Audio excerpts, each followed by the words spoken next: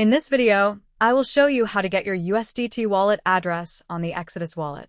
First, open your Exodus wallet app and make sure you're on the Portfolio tab, located at the bottom left.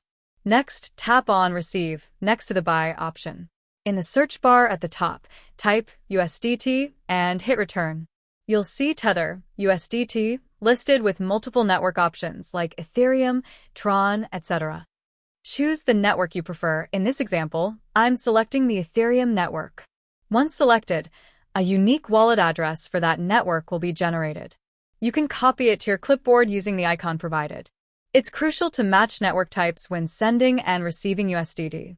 If you select an Ethereum address, both the sending and receiving wallets must be set to Ethereum. Mismatched networks can result in the loss of your funds, so always double-check. I hope this video was helpful. Please leave a like, consider subscribing,